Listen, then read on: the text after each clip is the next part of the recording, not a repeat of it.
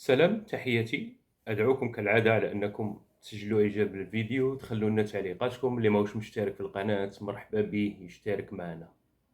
في العديد من المرات أثناء تسجيل الفيديوهات يصلنا العديد من التعليقات المماثلة لهذا التعليق متاع الأخت الكريمة فيما يخص ناس ذو أصول مراركة، لكن زادوا في وسطنا وتربوا في وسطنا وكبروا في وسطنا، لكن من خلال المعاملة معهم تحس كما ولو أنهم مراركة أكثر، بالرغم من أن بالك الوالدين تاعهم مراركة ولا الجدود تاعهم مراركة. كاين اللي حتى الجدود تاعهم مراركة بما يسمى بالأسامبي.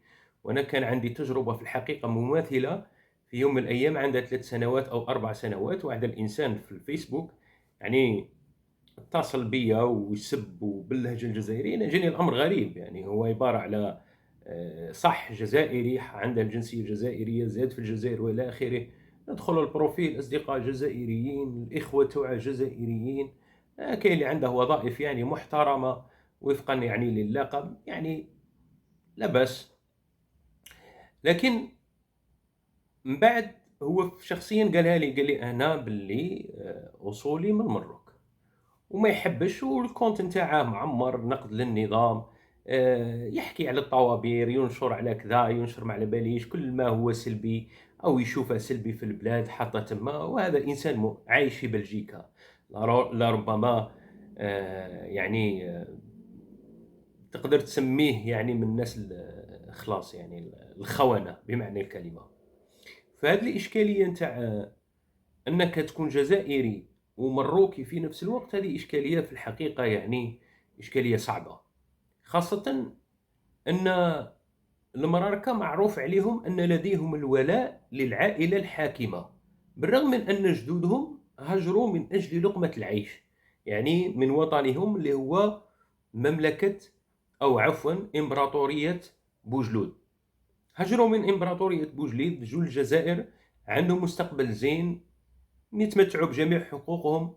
فأبنائهم ما يقدرش يحس روحه جزائري قد ما يحس روحه أكثر مروكي. وفي العديد من المرات يعني يقدروا يفتحوا حتى مواضيع سياسية ويتحدثوا عن الصحراء الغربية والمالك تاعنا زوين وإحنا أصولنا مكذا، وتحسهم يديروا أنهم كوميونيتي هكا شغل إقصائية للجزائريين. للأسف الكارثة أن هؤلاء الناس لو كان يكون موظف فقط يعني في كانش إدارة هكا، فراني نتخيل يعني كيفاش يدور في راسه، يعني كيفاش يعامل الجزائريين لما يجوه الجزائريين، يعني كيف يعاملهم. هذو ناس ما يقدروش يتأقلموا في وسطنا للأسف، بالرغم من أن الجزائر كما قلت لكم وفرت لهم كلش، لكن ما قدروش ينساو على أنهم مراركة. ماشي مشكل، لا شرط أنك تنسى، يعني ما يشترطش أنك تنسى أنك مروكي، عادي جدا أصولك، لكن لا يشترط أنك تعيش في دولة كالجزائر ولديك ولاء للمروك أو لديك ولاء للعائلة الحاكمة في المروك، لأنك مقيم في الجزائر، لأنك عايش في الجزائر، لأنك في وسط جزائريين، لأنك زدت بين الجزائريين، لأنك تتمتع من العديد من النفقات التي يتمتع بها الجزائريين. ولربما عندك أولوية لكنت مقيم في إحدى المدن الكبيرة عكس الجزائري المقيم في الصحراء، يعني ربما في ولاية النعامة أو بشار أو تيندوف أو ما على باليش وين، تمراست أو غير.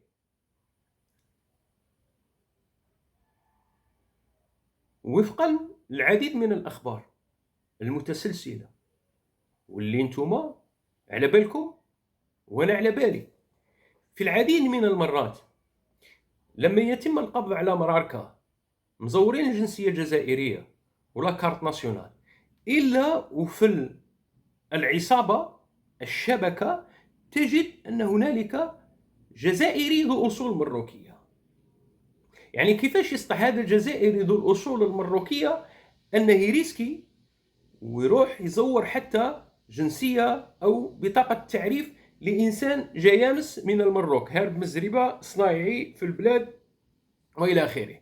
هذه يعني أخبار كانت منتشرة جدا، خاصة في السنوات الأخيرة لما بدأ بما يسمى بالمنجل أو الكشف على هذا النوع من الفساد في الجزائر. أنا شخصيا لا أثق في من يسمون بالأسامبل، خاصة ذو الأصول المراركة. أنا لا أثق ولا أؤمن بهذا، وهذا شيء طبيعي.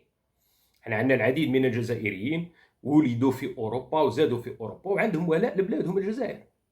إذن هذا شيء طبيعي، لكن هذا شيء غير طبيعي بالنسبة لي أنا كجزائري ذو أصول جزائرية وأب تاعي جزائري والأم جزائرية وجدي جزائري، أنني أثق في واحد أصوله مروكية. للأسف أنا لا أستطيع هذا، يعني باش نكون معاكم صريح.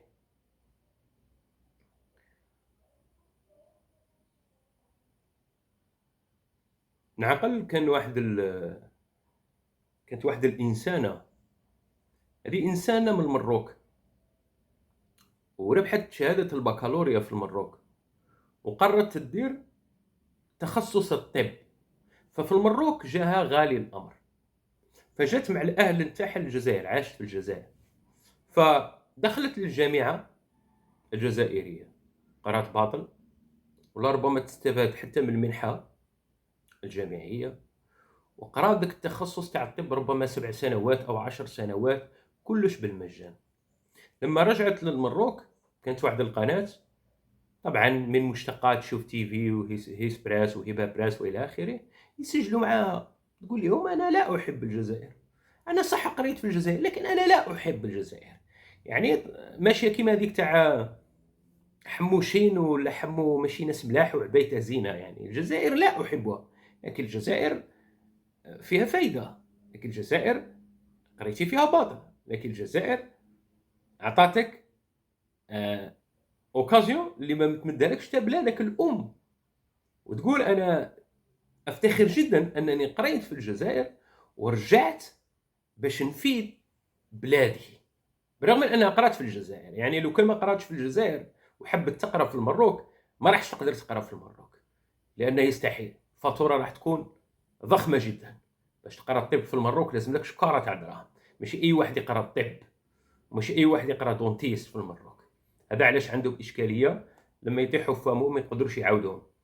عندنا جانب الصحه غالي جدا عكس في الجزائر.